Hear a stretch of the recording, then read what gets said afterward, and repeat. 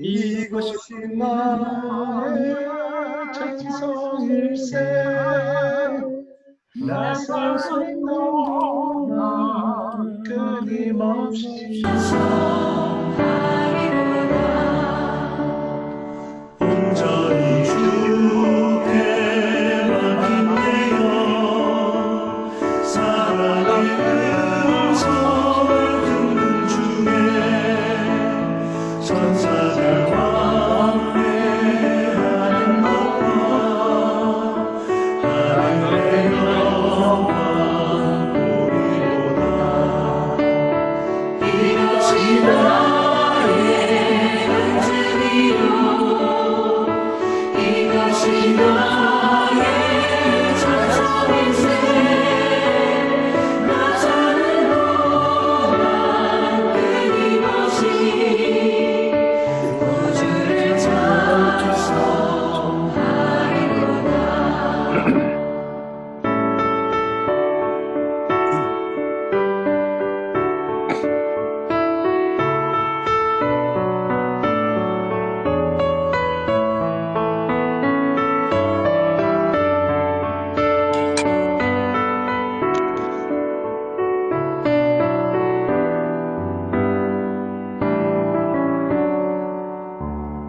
주 안에 기쁨 누림으로 마음의 풍랑이 잔잔하니 세상과 나는 감동 없고 후속한 주만 보이도다.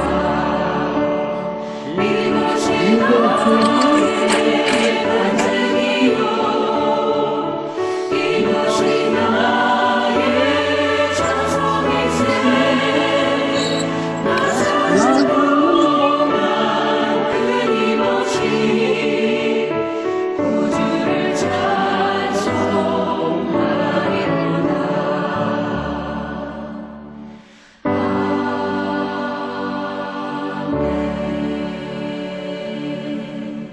찬양 하나만 더 하겠습니다.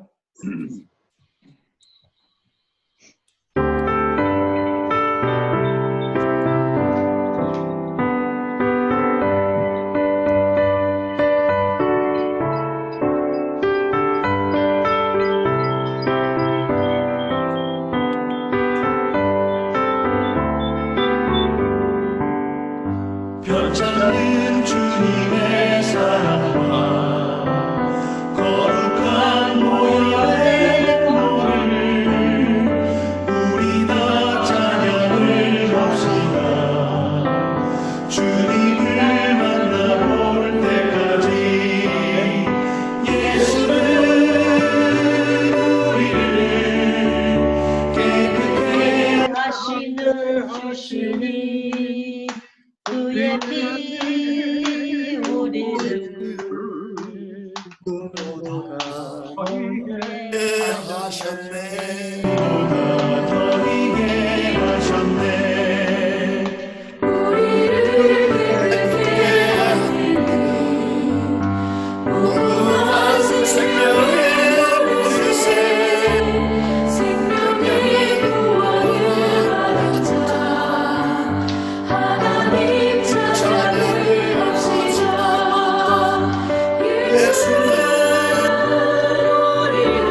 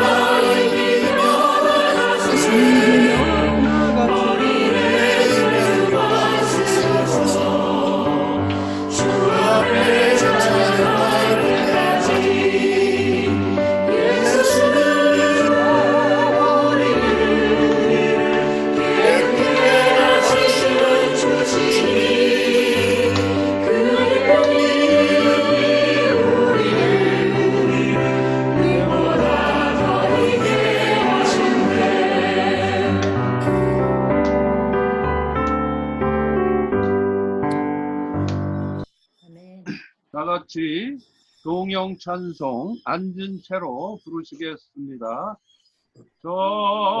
전세우로 주 찬양 주의 이름으로 이 올려드리세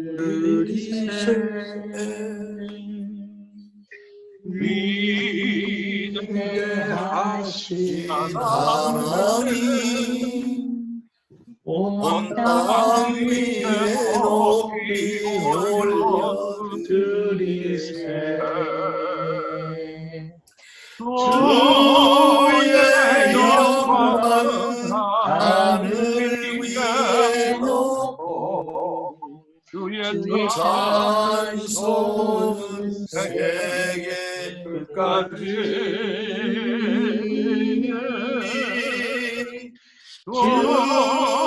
주의 영광은 모든 나라 위에 주의 찬송은 세계 끝까지. 성시교독 13번 시편 23편 말씀 함께 교독하겠습니다. 여호와는 나의 목자시니 내게 부족함이 없이로다. 그가 나를 푸른 풀밭에 누이시며 쉴만한 물가로 인도하시는도다. 내 영혼을 소생시키시고 자기 이름을 위하여 의의 길로 인도하시는도다. 내가 사망의 음침한 골짜기로 다닐지라도 배를 두려워하지 않을 것은 주께서 나와 함께 하심이라. 주의 지팡이와 막대기가 나를 안위하시나이다. 주께서 내 원수의 목전에서 내게 상을 차려주시고 기름을 내 머리에 부으셨으니 내 잔이 넘치나이다. 내 평생의 선하심과 인자하심이 반드시 나를 따르리니 내가 여호와의 집에 영원히 사는도다. 사도신경으로 신앙을 고백합니다. 전능하사 천지를 만드신 하나님 아버지를 내가 믿사오며 그 내 아들 우리 주 예수 그리스도를 믿사오니 이는 성령으로 잉태하사 성령여 마리아에게 나시고 본디오 빌라도에게 고난을 받으사 십자가에 십자가에 못 박혀 죽으시고 장사한 지 사흘 만에 죽은 자 가운데서 다시 살아나시며 하늘에 오르사 전능하신 하나님 우편에 앉아 계시다가 여리로서 산자와 죽은 자를 심판하러 심판하러 오시리라. 성령을 믿사오며 거룩한 공예와 성령으로 교통하는 것과 죄를 사해 주시는 것과 몸이 다시 사는 것과 영원히 사는 것을 믿사옵나이다. 아멘. 앉으신 채로 우리 함께 예배를 위해서 기도하는 시간을 가지겠습니다. 이 예배를 우리가 직접 교회 건물에서 드리지는 못하지만 이렇게 온라인 상으로 예배를 드리고 있습니다. 우리가 어떤 형식으로 예배를 드리든지 하나님을 만나는 시간이 예배 시간입니다. 이 시간을 통해서 하나님을 만나고 하나님의 뜻을 배우고 하나님을 알고 결심하는 은혜와 도전의 시간이 되게 해 주옵소서. 기도하시고 여러분 자신과 가정과 일터와 교회를 위해서 그리고 우리 독거 선교사님을 비롯한 선교사님들을 위해서 기타 기도 제목으로 기도하신 후에 김영인 장로님께서 회중을 대표해서 기도해 주시겠습니다. 다 같이 기도하시겠습니다.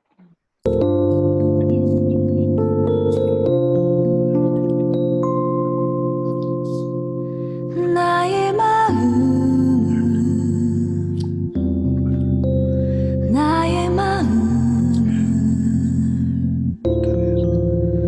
나의 마음을 주께 가져와 놓고서 나의 입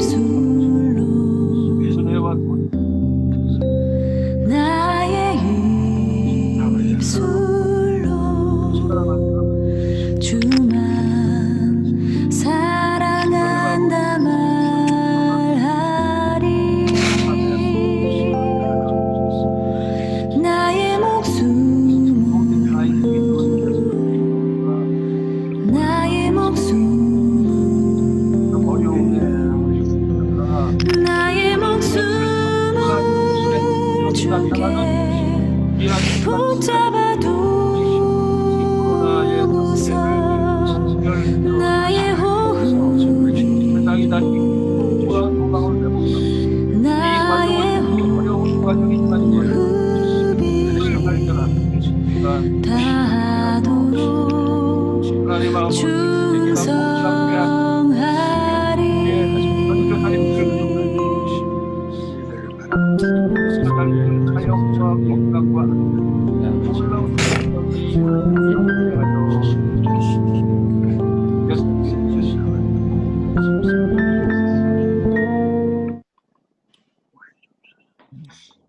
천지 만물을 지으시고 저희들의 생사화복을 주관하시는 하나님 아버지, 오늘 주님의 날을 맞이하여 감사와 은혜가 넘치는 귀한 예배를 허락하심에 감사드립니다. 저희들의 삶 가운데서 갖고 있는 물질과 건강과 인간관계의 어려운 문제들을 이 시간 주님께 고하고, 또한 저희들의 잘못된 것들을 회개하며 몸과 마음과 뜻과 정성을 다하여 주님께 찬송과 기도로 영광 올리며 말씀으로 은혜를 받는 귀한 시간이 되게 하옵소서. 지금 모든 세상에는 코로나 바이러스로 인한 두려움과 절망감으로 어찌할 바를 모르고 갈팡질팡하고 있습니다. 인간의 문명과 과학의 발달로 현실에 처한 모든 문제를 해결할 수 있는 것처럼 자신만만한 저희들이었는데, 이 코로나 바이러스라 하는 한 가지 질병에도 이처럼 세계의 질서가 흔들리는 것을 볼 때 저희들의 무지함과 어리석음을 절실히 깨닫습니다. 저희들은 어려움에 처한 저희들의 이웃을 보면서도 자신들의 안위만을 걱정하는 선한 사마리아인의 이하에 나오는 제사장과 레위인의 모습이 저희들을 감싸고 있음을 느끼며 새삼 부끄럽고 창피한 마음에 고개를 숙입니다. 이번 코로나 바이러스 사태를 보면서 이제부터 저희들의 나약한 믿음의 삶을 돌이켜보고 반성하며 좀 더 새로운 각오로 저희들의 믿음의 삶을 이뤄나가는 저희들이 되게 하옵소서. 주님의 말씀을 더욱 사모하며 훈련하고 실천하는 저희들의 모습을 통해 믿지 않는 이웃들에게 본이 되고 신뢰를 쌓을 수 있게 하옵시고, 서로 사랑하고 배려하고 협력하는 저희들의 교회가 되게 하옵소서. 이번 코로나 바이러스로 저희 믿음의 식구들 어려움에 처하지 않게 하옵시고 주님의 은혜 가운데 거하게 하옵소서. 특별히 임 목사님의 가정을 기억하시고 건강을 지켜주심에 감사드립니다. 조속히 회복하시어 더욱 주님의 사역을 위해 열과 성을 다하는 귀한 종이 되게 하옵소서. 주님의 복음을 들고 세계 방방곡곡에서 사역을 감당하시는 선교사님들을 기억하시고 그들의 삶을 지켜주시고 함께하여 주시옵소서. 변화를 원하는 세상에 인간 중심이 아니고 거룩하신 하나님 중심이라는 것을 이번 사태를 통해 새롭게 깨닫는 계기가 되게 하옵소서. 말씀을 전하시는 주의 종에게 성령님 함께하여 주시옵고 새로운 예배 방식을 위해 수고하시는 주의 종들을 기억하시고 은혜 더하여 주시옵소서. 이 예배를 주님께 의탁드리며 영광 올려드립니다. 이 모든 말씀 주 예수 그리스도 이름 받들어 기도드렸습니다. 아멘. 감사합니다. 교회 소식 전해드리도록 하겠습니다. 지금 우리가 이 코로나 바이러스 사태로 참 어려움에 처해 있고 특별히 미국의 상황이 굉장히 심각합니다. 한국은 다행히 차츰차츰 이제 종식되어 가고 있어서 또 하나 기쁜 소식이기도 합니다만은 중요한 것은 어려움을 당했을 때 이 모든 것을 인도하시고 컨트롤하시는 하나님의 뜻이 무엇일까를 우리가 발견하고 우리 자신이 더욱 하나님 앞에서 겸허해지는 것이 참 중요합니다. 우리가 성경의 구약 성경이나 신약 성경 마찬가지지만 보더라도 질병이 있을 때에는 반드시 그 안에 하나님의 뜻이 있었어요. 그것을 우리가 잘 발견해서 하나님의 뜻대로 우리가 돌이키는 것이 매우 중요하리라고 생각이 되고요. 사망 권세를 이기신 주님의 부활의 권능이 이러한 상황 속에서도 우리의 삶의 환경을 지배하는 것을 믿고 하나님께 더욱 의탁해야 될 줄로 믿습니다. 오늘부터 이제 우리가 이제 절기 예배나 또는 특별 설교 이외의 시간에는 창세기 강의를 계속 하도록 하겠고요. 예배 형식이 이제 바뀌었는데 이 예배 형식이 잘 정착될 수 있도록 우리 모두가 서로 협력해야 될 줄로 믿고요. 수고하신 우리 전도사님들에게 감사의 말씀을 드립니다. 저희 부부는 여러분들이 많이 염려해 주시고 또 기도해 주셨지만은 이렇게 이제 완치됐어요, 사실은. 그래서 한 일주일 전에 완치됐다고 볼 수가 있고요. 넉넉히 잡아도. 그리고 이제 한 일주일 정도 자가 격리를 그 후에 이제 하고 있다고 볼 수 있습니다. 한 일주일 정도만 더 자가 격리하면은 아마 충분하리라고 보여져요. 제가 한 열흘 후에 닥터스 어포인먼트가 있어요. 눈에 안진이 생겨가지고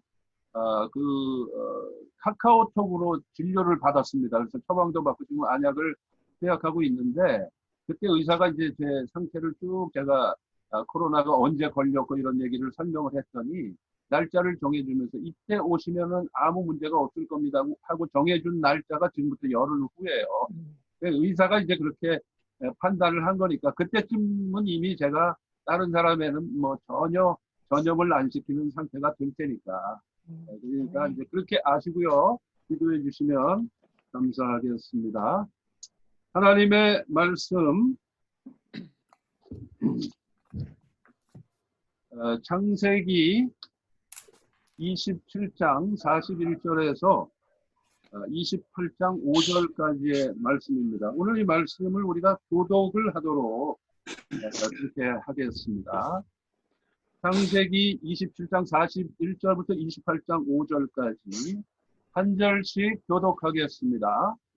그의 아버지가 야곱에게 축복한 그 축복으로 말미암아 에서가 야곱을 미워하여 심중에 이르기를 아버지를 곡할 때가 가까웠은즉 내가 내 아우 야곱을 죽이리라 하였더니 마다달에서의 이 말이 리브가의 주님의 이에 사람을 보내어 작은 아들 야곱을 불러 그에게 이르되 내 형 에서가 너를 죽여 그 한을 풀려 하니 내 아들아 내 말을 따라 일어나 하란으로 가서 내 오라비 라반에게로 피신하여 내 형의 노가 풀리기까지 몇 날 동안 그와 함께 거주하라. 내 형의 분노가 풀려 내가 자기에게 행한 것을 잊어버리거든 내가 곧 사람을 보내어 너를 거기서 불러오리라. 어찌 하루에 너희 둘을 이르랴. 리브가가 이삭에게 이르되 내가 햇사람의 딸들로 말미암아 내 삶이 싫어졌거늘 야곱이 만일 이 땅의 딸들 곧 그들과 같은 햇사람의 딸들 중에서 아내를 맞이하면 내 삶이 내게 무슨 재미가 있으리까.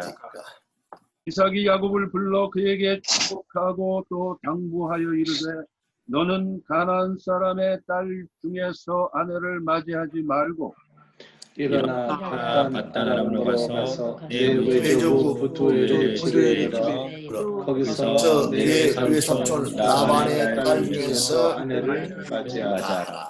전능하신 하나님이 내게 복을 주시어 내가 생육하고 번성하게 하여 내가 여러 족속을 이루게 하시고 아브라함이 여러가지 복을 내게 주시되 너와 너와 함께 내 자손에게 주사 하나님이 아브라함에게 주신 땅 곧 내가 거류하는 땅을 내가 내가 차지하게 차지하게 하시기를 원하노라. 다같이 이에 이삭이 야곱을 보내매 그가 바산 아람으로 가서 사반에게 이르렀으니 사반은 아람 사람 의 아들이요 야곱과 에서의 어머니 리브가의 아들이라.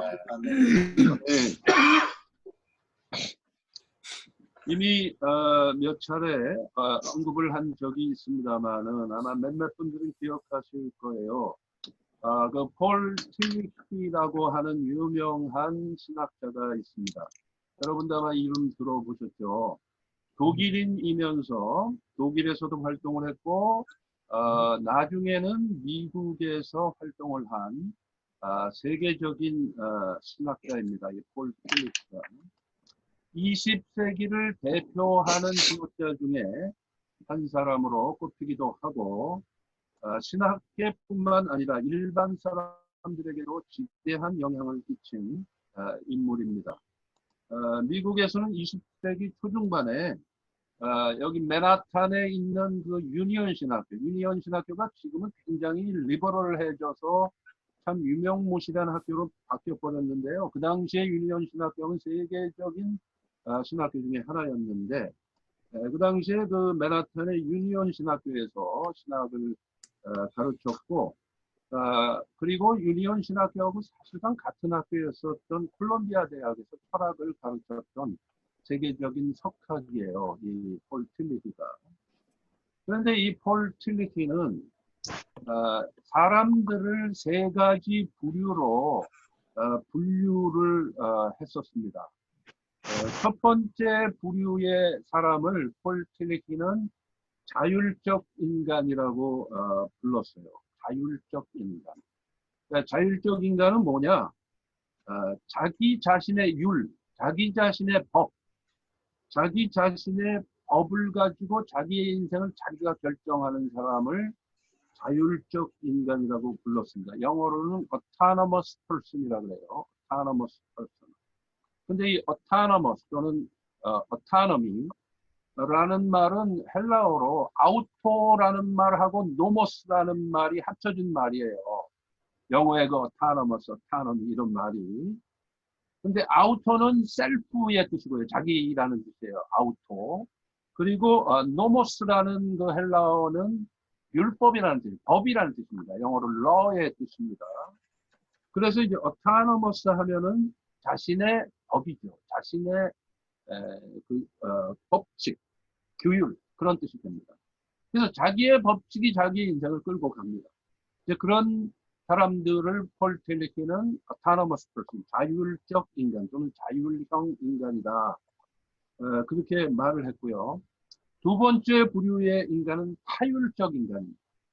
타율적 인간은 다른 사람들의 법이 자기의 인생을 끌고 가는 그런 사람입니다. 즉 다시 말하면 세상 통치에 휩쓸린다. 세파에 좌지우지되는 삶을 사는 사람들이 바로 자율형 인간, 타율형 인간이다. 또는 타율적 인간이다. 이렇게 볼 수가 있어요. 영어로는 이제 heteronomous. 그래서 이제 hetero라는 헬라어하고 nomos라는 헬라어가 합쳐진 말이에요. hetero는 others. 다른 사람들을 헤테로라고 부르고요. 노모스는 역시 이제 법칙, 규칙, 법 이런 뜻이에요. 타인의 법칙이 자기의 인생을 끌고 갑니다. 이게 이제 거의 타율적 인간이에요. 자, 그러면 세상에는 이 두 부류의 사람들 중에서 어떤 쪽 사람들이 더 많을까요? 모든 사람에게 사실은 이 두 가지가 다 섞여 있겠죠. 그렇지만은 대체적으로 어느 쪽으로 기울어지느냐 이제 그건데 되게 우리가 판가름을 해본다면은 저는 자율형의 인간보다는 타율형의 인간이 더 많은 것 같습니다. 즉 나의 삶을 내 스스로 결정하기보다는 대세에 휩쓸려 가면서 내 삶을 사는 경우가 훨씬 많다고 하는 것이죠. 물론 타율형보다는 자율형이 좀 더 바람직해요. 좀 더 성숙하다 이렇게 볼 수가 있습니다. 그런데 이 틸리히는 이 두 부류와는 전혀 다른 세 번째 부류의 사람이 있음을 말하고 있습니다. 혹시 여러분들 중에 기억나시는 분이 있으십니까? 그 세 번째 부류 혹시 기억나세요? 신율적 인간이었죠. 신율적 인간. 그러니까 폴 틸리히가 말한, 그러니까 폴 틸리히가 만들어낸 말이에요. 신율적 인간. 그래서 영어로 theonomous. theonomous. 그 theonomous는 뭐냐면 테오스라는 헬라어하고 노모스라는 헬라어가 합쳐진 말입니다. 테오스는 God이고 노모스는 역시 law예요. 그러니까 무슨 얘기냐? theonomous 하면은 하나님의 법이, 하나님의 법칙이 나의 인생을 끌고 간다. 그런 뜻이죠. 예. 자, 오늘은 창세기 강의 63번째 시간인데요. 자, 그렇게 보자. 지금까지의 야곱의 스토리를 통해서 우리가 발견할 수 있는 사실이 무엇이냐? 야곱의 어머니 리브가의 삶에는 자율적인 면이 강하게 나타납니다. 즉, 스스로 내가 나의 삶을 개척하고 타인의 의견에 휩쓸리지 않겠다라는 의지가 굉장히 강한 유형이 야곱의 모습이고 리브가의 모습이었다. 이렇게 볼 수가 있어요. 리브가가 어떤 인물입니까? 네? 하란의 그 밧단 아람이 고향인데 거기서 살던 젊은 아가씨가 말이에요. 스스로의 삶을 스스로 결정해서 500마일, 800km 떨어진 부엘세바로 이삭에게 시집을 오기 위해서 길을 스스로 결정해서 떠난 인물이 바로 리브가거든요. 그러니까 리브가의 그 삶의 모습의 한 단면을 볼 수 있는 것이죠. 그리고 야곱은 어떻습니까? 스스로 내가 내 인생에 복을 누리겠다 그래가지고 팥죽한 그릇으로 형으로부터 장자권을 탈취한 인물이에요. 매우 자율적인 사람이다. 이렇게 우리가 볼 수가 있는 것이죠. 그런데 반면에 야곱, 그 에서나 야곱과 에서의 아버지 이삭의 삶을 이렇게 보면 타율적인 면이 상당히 강합니다. 그렇죠? 상황에 적응하고 상황에 끌려가는 그런 모습의 삶이다. 이렇게 볼 수가 있습니다. 그런데 물론 이 두 가지 삶의 모습에는 다 문제가 있어요. 특별히 리브가와 야곱의 모습을 우리가 자세히 들여다보면은 하나님의 음성에 귀를 기울이기보다는 내 뜻과 나의 판단과 나의 욕심을 앞세워서 모든 계획을 치밀하게 세우고는 에서에게서 장자권과 축복을 빼앗습니다. 어머니하고 작은 아들이 결탁을 했죠. 그런데 그 결과가 무엇이냐? 그 결과는 상당히 복잡하고 불행한 결과를 낳아요. 그래서 이제 이 4인 가족인데 이 가족 구성원 사이에 심각한 불신과 반목이 생기게 됩니다. 먼저 이삭하고 리브가의 관계, 부부 관계를 보면은 남편의 권위에 도전한 리브가의 모습이 여기 보면 나타나죠. 아무리 늙었어도 남편은 남편이거든요. 남편이 늙어서 무능해 보여도 남편은 하나님께서 세우신 가장이거든요. 그런데 이 리브가는 남편을 속입니다.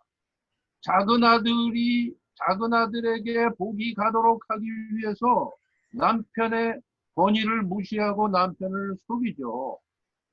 과연 이삭이 자신의 아내인 리브가를 이 사건을 통해서 어떻게 생각하게 됐을까요? 성경은 자세히 기록하고 있지 않지만 분명히 부부간에 신뢰의 문제에 금이 갔을 것이다. 저는 그렇게 상상을 해봅니다. 자, 또한 에서와 리브가, 큰아들 에서와 어머니 리브가 사이의 관계는 어땠을까요?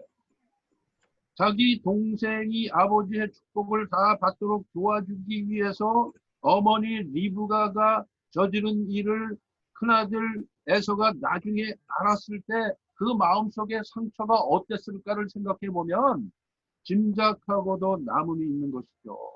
어머니는 늘 내 동생 야곱 편이다라는 분노와 불신이 큰아들 에서에게 있었을 것이다 라는 거예요. 그러면 야곱과 아버지 이삭의 관계는 괜찮았을까요? 그것도 아니었을 거예요. 작은 아들 야곱을 향한 불신과 분노가 이삭의 마음에 하나 있었을 가능성이 많죠. 결국은 온 가족이 불신과 반목에 휩싸이게 되고 그 결과 온 가족이 뿔뿔이 흩어지게 됩니다. 야곱은 외삼촌 라반의 집으로 도피하게 되죠. 에서는 마음으로부터 부모에게서 멀어져서 유리하는 삶을 살게 됩니다. 그런데 그 중에서도 가장 심각한 관계의 문제는 에서와 야곱의 문제입니다. 에서가 동생인 야곱을 죽이겠다라고까지 결심할 정도의 매우 바람직하지 않은 상황을 낳게 됩니다. 자, 그렇다면은 이 모든 결과가 리브가가 원하는 것이었을까요? 이런 결과를 어머니 리브가가 원했을까요? 그건 전혀 아니죠. 본인은 그저 야곱이 잘 되게 하기 위해서 그렇게 한 것이지만은 실제로는 야곱에게도 엄청난 고통을 안겨주게 됩니다. 내 스스로 모든 일을 판단해서 살아가는 자율적 인생의 결과가 어떤 것인지, 자율적 인생의 위험성이 어떤 것인지를 오늘 말씀은 매우 극명하게 보여주고 있다고 볼 수가 있습니다. 심지어 45절에 보면 리브가는 이렇게 말을 합니다. 어찌 하루에 너희 둘을 이루랴? 어찌 하루에 너희들 두 아들을 내가 다 이루랴? 라고 탄식하면서 가인처럼 동생을 살해하려는 에서에게서 작은 아들 야곱을 떼어놓기 위해서 그를 황급히 피신을 시킵니다. 만약 에서가 야곱을 죽인다면은 야곱은 형 에서에게 죽고 에서는 살인자이기 때문에 사회법에 의해서 죽습니다. 요행이 그런 상황 속에서 에서가 도망을 친다 하더라도 그런 경우 부모와 에서의 관계에 근본적으로 심각한 반전이 생기게 되는 것입니다. 결국 그런 일이 벌어진다면 생각만 해도 끔찍한 거죠. 그래서 리브가는 야곱을 하란에 사는 친정오빠인 라반에게 피신을 시킵니다. 그런데 그 결과는 무엇입니까? 수십 년 동안 이 작은 아들을 못 봐요, 부모가. 사실상 이미 인생의 후반부에 이삭이나 리브가의 입장에서 아들을 수십 년간 보지 못하고 산다는 것은 작은 아들 야곱을 잃어버린 결과가 되는 것이죠. 우리가 미국과 한국으로 떨어져 있어도 요즘에는 카톡도 있고 전화도 있고 뭐 모든 미디어가 다 발달되어 있기 때문에 다 연락이 되지만 그 당시에는 그렇지가 않아요. 바단 아람과 이 부엘세바는 500마일, 800km나 떨어진 곳입니다. 만약에 미국으로 치자면 여기서 I-80을 타고 서쪽으로 드라이브를 해서 가면은요, 뉴저지를 다 지나고 펜실베니아를 다 지나고 오하이오 끝까지 가야만 500마일이에요. 한국으로 치자면 부산에서 신의주까지 한반도를 종단으로 건너가야만 되는 거리가 500마일입니다. 엄청나게 먼 거리를 걸어서 가는 거예요. 완전히 요즘으로 치면 완전히 다른 나라. 머나먼 타국으로 어쩔 수 없이 상황에 쫓겨서 이민을 가는, 피신을 가는 야곱의 모습을 우리가 상상해 볼 수 있는 것이죠. 결국은 리브가가 계획한 일이 계획대로 된 것이 하나도 없다라는 거죠. 43절에 보면은 하란으로 가서 내 오라비 라반에게 피신하여 그랬는데 라반에게 피신하긴 뭘 피신을 합니까? 피신을 한 게 아니고 외삼촌 라반 밑에서 20년 동안 종살이 합니다. 머슴살이에요. 우리 한국 속담에 여우 피하니까 호랑이 만난다는 말이 있는데 에서를 피해서 덫을 짚어놓은 에서를 피해서 달아나니까 말이에요. 에서보다 훨씬 지독한 외삼촌 라반을 만나가지고 그 참 간교한 라반 밑에서 20년 동안 생고생을 야곱이 하게 되는 것이죠. 44절에 보면 리브가는 이렇게 말합니다. 네 형의 노가 풀리기까지 몇 날 동안 그와 함께 거주하라. 즉, 이 외삼촌 라반과 함께 거주하라 그랬는데 몇 날이 뭡니까? 몇 날이 아니죠. 몇 달도 아니고 몇 년도 아닌 몇십 년이 걸려요. 다시 재회하는데 고향으로 돌아오는데 야곱이. 자, 45절을 보면 이런 말씀이 있습니다. 리브가의 말이에요. 내가 곧 사람을 보내어 너를 거기서 불러오리라 그랬는데 곧 불러오긴 뭘 곧 불러옵니까? 라반 밑에서 혹독한 모순살이를 하고 있는데 여러분이 잘 아시는 우리 가곡 중에 바위고개라고 있잖아요. 바위고개. 그 바위고개는요. 연애하는 심정으로 쓴 가사가 아닙니다. 그 바위고개는 조국의 독립, 잃어버린 조국을 조국을 잃어버린 서름을 달래면서 조국의 광복을 바라면서 쓴 시에다가 곡을 붙인 가곡이 바위고개인데요. 그 3절인가에 보면은 그런 가사가 있어요. 10여 년간 머슴살이 하도 서러워 10여 년간 머슴살이 하도 서러워 진달래꽃 안고서 눈물 짓니다. 이런 가사인데요. 야곱의 경우는 말이에요. 10여 년간 머슴살이가 아니고 20여 년간 머슴살이. 그런데 중요한 사실은 뭐냐? 그 20여 년간의 머슴살이가 결과적으로 알고 봤더니 하나님께서 자기 뜻대로 살고자 했던 자율형 인간 야곱을 신율적 인간으로 탈바꿈시키는 과정이었더라 라는 거예요. 아멘입니까? 아멘. 즉 하나님의 인도하심에 의지하지 않는 자율적 삶의 모습을 야곱이 지니고 있었음에도 불구하고 그 야곱을 신율적 인간으로 탈바꿈시키시기 위해서 하나님의 계획은 이미 진행이 되고 있으셨더라 이겁니다. 어떻게 알 수 있느냐? 28장 1절에서 5절에 보면 그 근거가 적혀 있어요. 자, 조금 이따가 이제 우리가 살펴보기로 하고요. 28장을 보면 리브가는 에서의 부인들인 헷족속 여인들 때문에 디프레션에 빠지게 됩니다. 걱정을 많이 해요. 그러다가 둘째인 야곱마저도 헷족속 여인들 중에서 아내를 얻을까봐 전전긍긍하다가 리브가는 남편인 이삭에게 간청을 합니다. 그래서 그 아내의 간청의 결과로 28장에 보면은 1절, 2절에 나오는데 이삭이 야곱에게 이렇게 말을 합니다.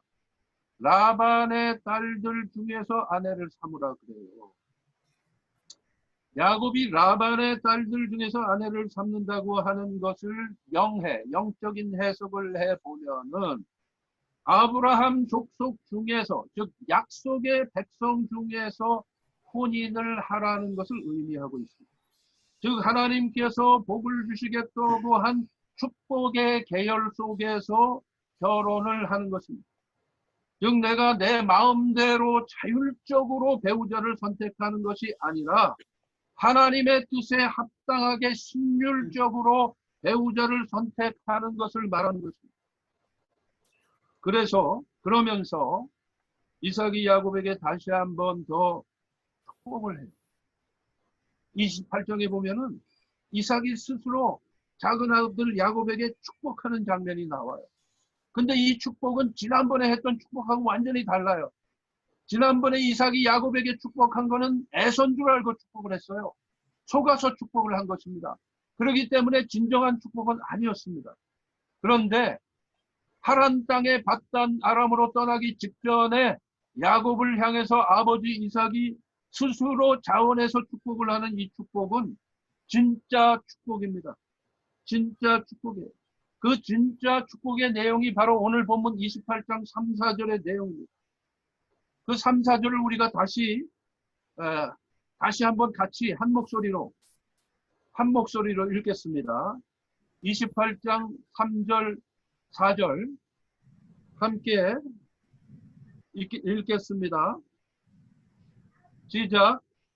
전능하신 하나님이 내게 복을 주시어 내가 생육하고 번성하게 하여 네가 여러 족속을 이루게 하시고 아브라함에게 아브라함에게 허락하신 복을 내게 주시되 너와 너와 네 자손에게도 주사 하나님이 아브라함에게 주신 주신 땅 땅 곧 내가 내가 얻은 땅을 땅을 내가 내가 차지하게 차지하기를 하시기를 원하노라. 아멘. 자, 이 복의 내용들이 무엇입니까? 두 가지입니다. 첫째는 생육하고 번성케 하심의 복이고, 둘째는 땅을 유업으로 받는 복이에요. 땅을 유업으로 받는 복이야말로 유목민이었던 야곱에게는 가장 큰 복이죠. 그리고 그 복이 자자손손 이어지고 자손이 번성하는. 자, 제가 가끔가다 언급하는 내용이지만은 지금 중국과 인도가 강대국으로 부상하고 있습니다. 새로운 강대국들로 부상하는데 장차 국력이 일본이나 미국을 능가하는 날들이 될 수도 있다고 예견되어지고 있습니다. 그 이유가 뭡니까? 땅이 있고 인구가 많기 때문이에요. 중국은 공식 인구가 14억 5천만 정도 돼요. 지금 현재. 그리고 인도는 13억 7천만이에요. 지금 현재. 이제 인도가 머지않아 중국을 또 추월할 거예요. 거기에 비해서 우리 한국은 참으로 큰일 났잖아요. 자녀들 너무 안 낳고 있죠. OECD 국가 중에서 꼴찌예요, 한국이. 1.0명, 가정당 출산수가 1.0명 이하로 떨어져 있은 지가 여러 해가 흘렀어요. 그래도 한국 사람들은 끄떡도 아니에요. 여러분, 여러 기사들을 보셔서 아시지만은, 이렇게 계속 가다가는 한민족이 언젠가는 멸종된다는 거 아닙니까? 우리 한민족이 세계 속에서 뻗어나가는 민족이 되려면 인구가 1억 정도는 돼야 돼요, 사실은. 그래야 일본에게 무시당하지 않고 중국이 무시하지 못하는 그런 나라의 민족이 되죠. 근데 사실은 그것이 하나님의 뜻이란 말이에요. 하나님의 뜻이 뭡니까? 하나님이 이 세상을 창조하시고 인간을 창조하신 다음에 하나님의 뜻이 뭐였습니까? 생육하고 번성하라요. 그것이 인구 통계학이다 이런 거 다 떠나서 하나님의 뜻이거든요. 생육하고 번성하라. 아멘입니까? 아멘. 그게 우리 모두를 향하신 하나님의 뜻이에요. 창조의 정원 명령입니다. 생육하고 번성하는 가운데 그 복이 자손에게 이어지는 것, 그것이 하나님의 뜻이에요. 복을 주시기를 원하시는 하나님의 뜻의 본질이 그거라는 거죠. 네. 아무튼 본문의 이 순간, 이삭이 자원해서 야곱을 축복하는 이 순간은 하나님께서 아브라함에게 약속하신 복이 이삭에게로 그리고 야곱에게로 흘러감이 명확하게 보여지는, 선포되어지는 순간이다, 이렇게 볼 수가 있습니다. 자, 오늘 말씀을 마감을 합니다. 야곱에게 진정한 장자권이 주어지고 있음을 창세기 기록자는 마지막 5절 하반절에서 확인을 해주고 있어요. 5절 하반절에 보면 이렇게 되어 있습니다. 야곱과 에서의 어머니 리브가, 이런 표현이 나와요. 원래대로 하면 에서와 야곱의 어머니 리브가라고 해야 돼요. 그런데 야곱과 에서의 어머니 리브가 뭘 뜻하느냐? 야곱의 이름이 에서의 이름보다 먼저 나옵니다. 복의 진로가 변경되고 있음을 말하고 있는 것입니다. 그러나 야곱이 그 복을, 하나님의 그 복을 지금 받아 누릴 수는 없어요. 지금 이 시점에서는 받아 누릴 자격이 안 돼요. 왜냐하면 지금은 자율형 인간이니까. 때로는 타율형 인간이고. 그 복을 누리려면은 신율형 인간으로 바뀌어야 돼요. 하나님의 법이 그 인생을 지배하는 모습이 되어야만 복을 받아 누릴 수가 있는 거예요. 그 복을 야곱은 나중에 받게 됩니다. 그게 언젠지 여러분 잘 아시잖아요.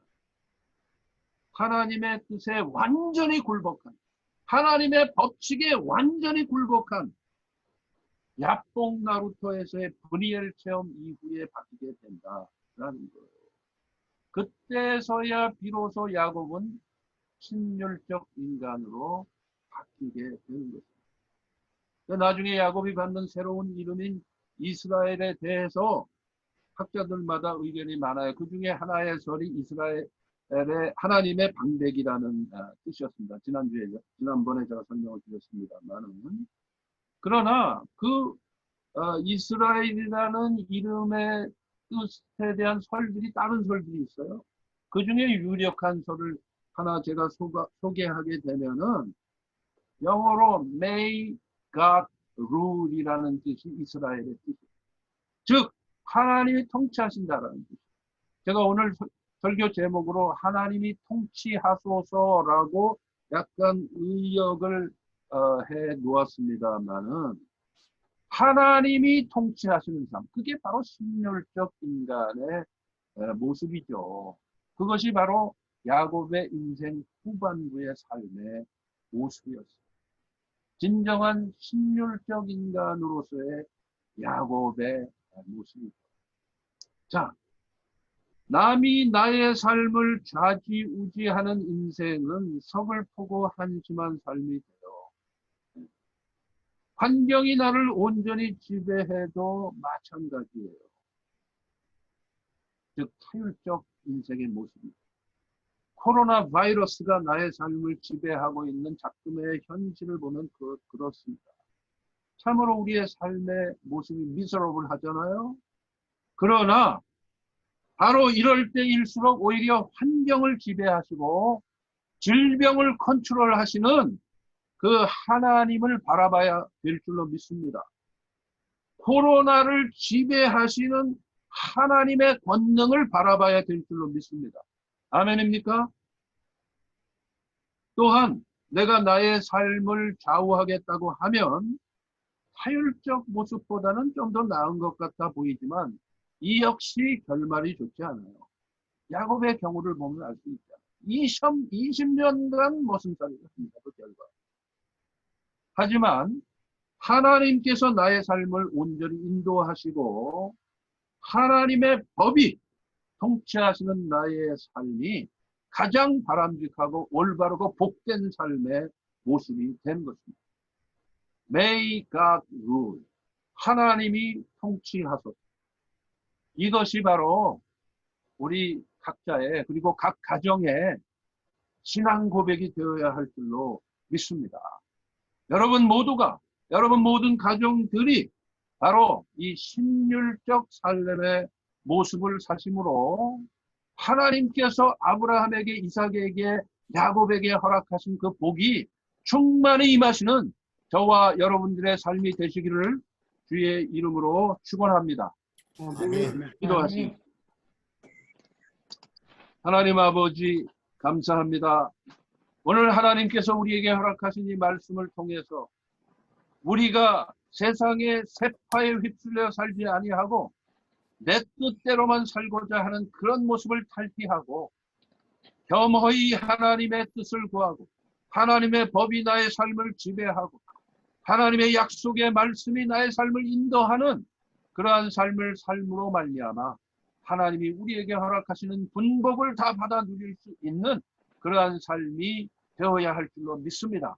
우리 코너스톤 교회의 성도 한 분 한 분의 삶이 각 가정의 삶이 또 모든 일터의 모습이 이러한 모습이 되어서 하나님의 분복을 받아 누리는 귀한 복된 삶이 되게 하여 주옵소서.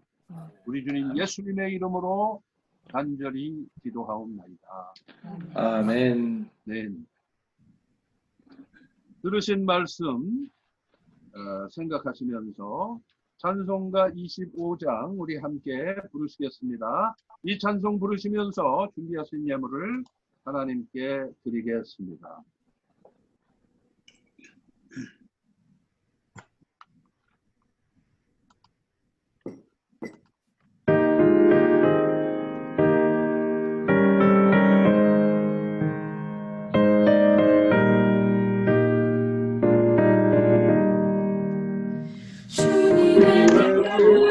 뜻을 이루소서.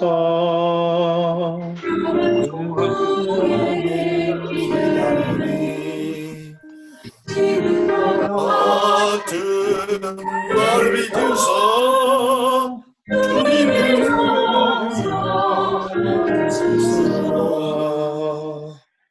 주님의 무슨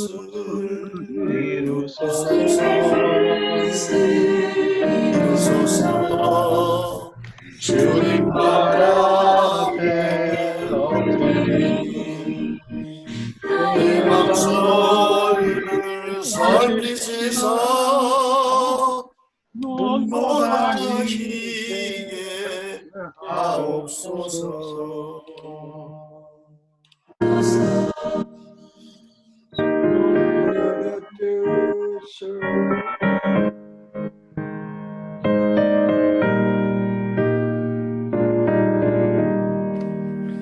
주님의 뜻을 이루소서. 힘들어 몸이 피곤할 때 내 손을 내게 펴서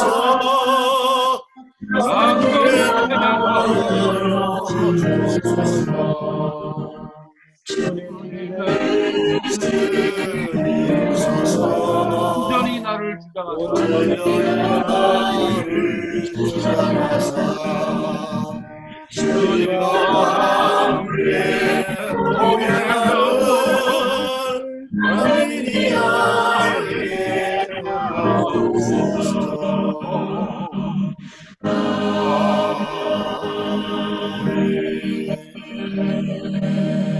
기도하겠습니다. 하나님 아버지 감사합니다.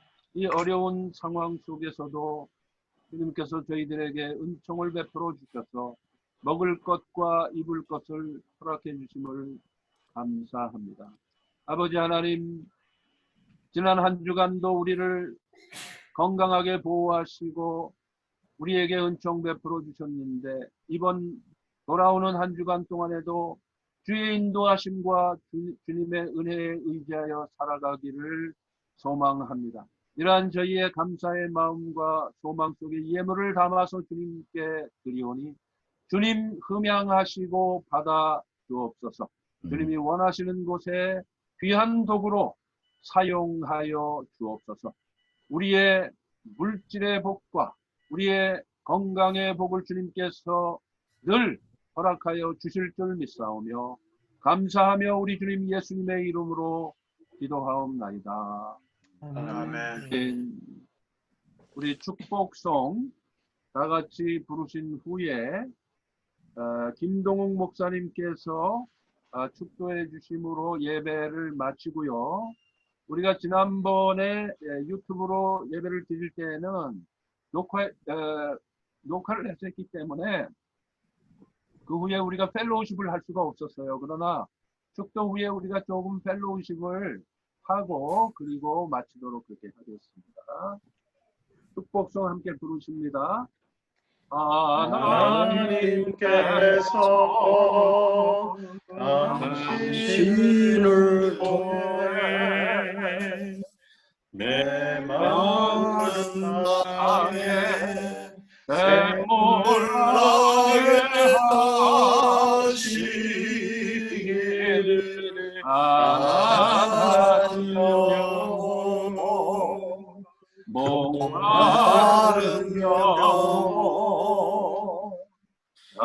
당신을 통해 그 사랑을 원하네.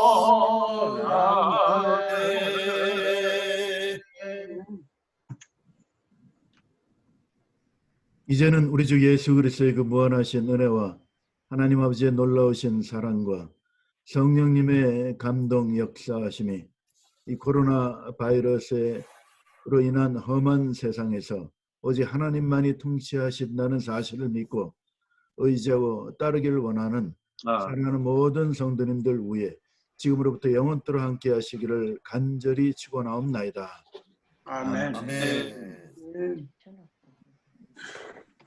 감사합니다. 감사합니다.